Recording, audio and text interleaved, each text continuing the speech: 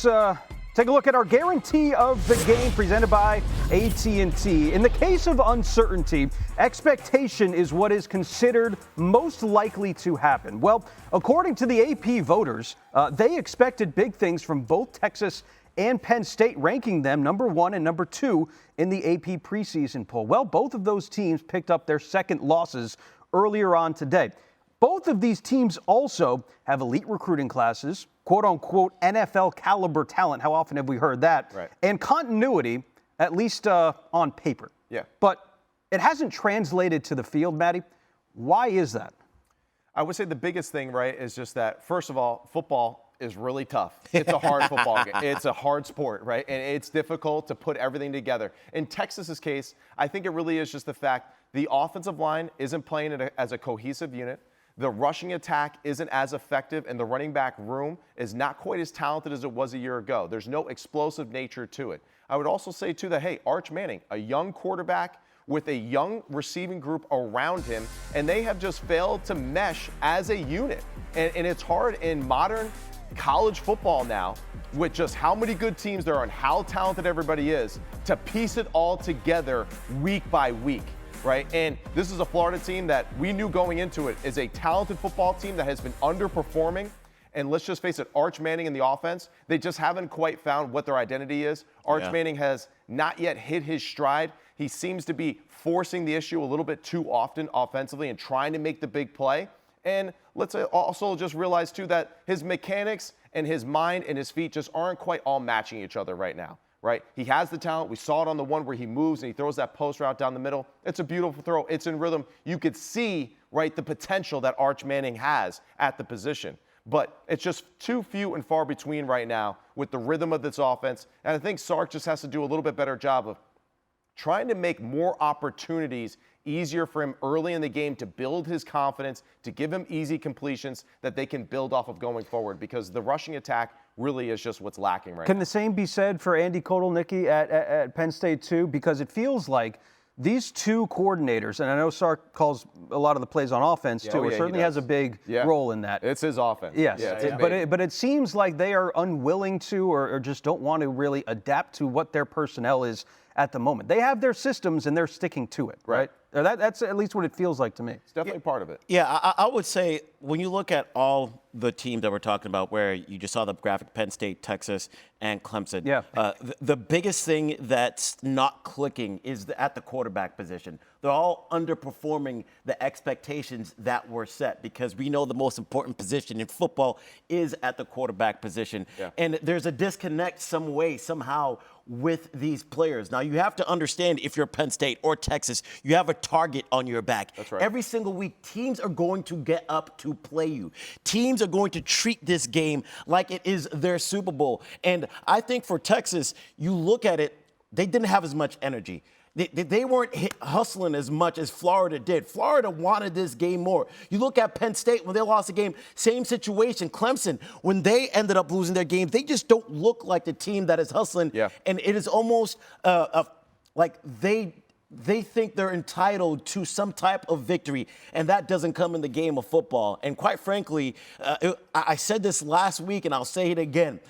The way that college football is set up today with the transfer portal and NIL, there's too much talent spread around for you to think that you're going to be able to win a game every single week. Nico Imaliava, we saw him at Tennessee last year. We know he has the talent to break open a game and really take over. And I think Penn State found that out the hard way today, right? We know that Florida has a great defense and they have really talented players on the offensive side of the ball, but it just hasn't clicked yet. But this was the game where it did. So every single week you have to be ready. And this is a different era in college football where anyone can get clipped if you do not come in with your hair on fire. No question about it. And I think when you look at both of these teams, the expectations obviously hasn't matched the results that we've seen on the field, but nevertheless, the talent is still there. These are still two good football teams. Maybe they're not great, maybe they're not elite, but they are still good. So if you had to guarantee me one of these teams, Maddie, turns things around this season and maybe makes a push, I'm not going to say to the playoff, but at least in contention for their conference title, which one of those teams do you think has the capability to do that? I know pre-show that I was the one that was supposed to take Texas in this situation, right? But as I look at the remaining schedule, I'm also kind of like, whoa, this is a tall task for this football team. Because I think Sark is really making a great point in that post-game press conference, right? Ryan Wingo, sophomore, talented, right? Parker Livingston, talented, freshman, right? DeAndre Moore is kind of their leading guy. He's only a junior. And, of course, Arch at quarterback. We got OU, Kentucky, Mississippi State, Vanderbilt, Georgia, right? And Texas A&M. I hear opportunities, though. I hear opportunities. Yeah.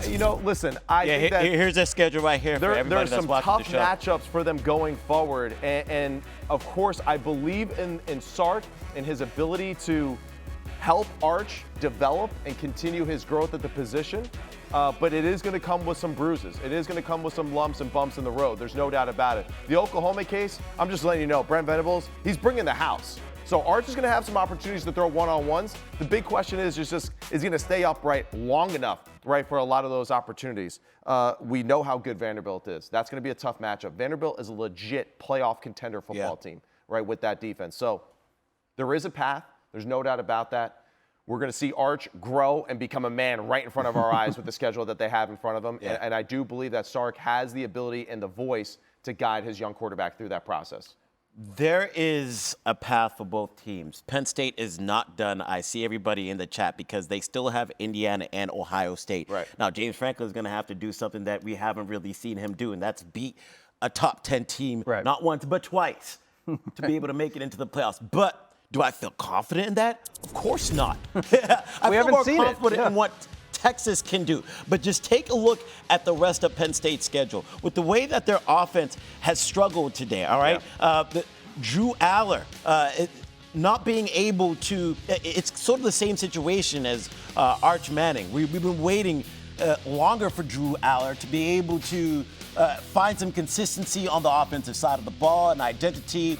And this is just everybody cooking them on social media. SEC Network, Peter Burns chiming in. And I'm not sure if you can fire James Franklin right now with what everybody is saying because his buyout is believed to be somewhere around $50 million, and the jokes just continue to come in. But Aller, just not good enough. 200 passing yards against a team like UCLA. And meanwhile, his former backup, Bo Pribula, has shined so far this season for Missouri. So this is now the second time we've seen that. Remember Will Levis when he ended up leaving and then he ended up playing well? If Bo was playing in this offense too, I think he'd be having the same problem. I agree. So I think the problem is bigger than just the one player. I know it's easy for us to do that, but the truth is both teams lack identity. What do they do well? Where do they hang their hat? Penn State, it's like, quote unquote, the defense. Same with Texas, though. Exactly. And I don't know if that's really the truth of either team right now. So both teams, September has not gone the way that they wanted. October, not starting the way that they wanted, all right? So there's still some great opportunities ahead of them, but really the biggest thing is just like, can you find out what it is that you do really well? Because right now I think that is what's missing the mark. Some of these coaches are out-coaching them. They're coming in being really aggressive. Just look at what UCLA was able to do, kicking that onside kick, right? And just jumping on top of them, being really aggressive by going for it. And I mean, some of them they didn't get, but Nico Imaliava using his legs, because we know in the quarterback run game, you have an extra blocker. On big third downs, they were able to convert to a clip that they haven't been able to do all season. And then you talk about the new offensive coordinator. What UCLA did was fire their head coach, fire both of their coordinators, and then Jerry Neuheisel, a coach's son, a guy who has grown up around the game of football, right? They weren't chatting for Nico. They were chatting Jerry. They lifted him, Jerry Springer. right? They lifted him out of the stadium at the Rose Bowl, and we were laughing because during the game, when you started to see this upset brewing, you look around the stadium and it's empty. And I was like, by the fourth quarter, you're going to see the Rose Bowl packed. That's exactly what it was because people got hyped up. And I think it is fair to say that we should start to reconsider James Franklin. Maybe they should mutually part ways rather than him being fired because that's different from buying him out, right, in this situation. But coaching matters. And we saw it for UCLA, a team that was 0-4. All of a sudden, you got this new offensive coordinator who has now introduced himself to the world as somebody who not only instilled confidence in Nico Imaliava, but the entire team, and a coach who was willing to be aggressive and put belief into his team. They believed even though nobody else believed. It's also accountability, though. We just heard James Franklin list off a couple of excuses as to why the team didn't show up today.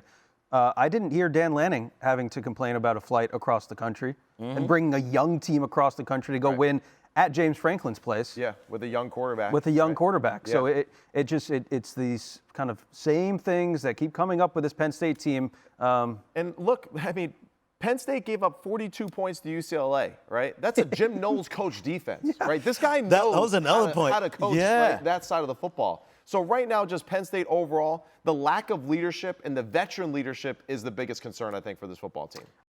You want this, you got that. No way, watch them walk right past you.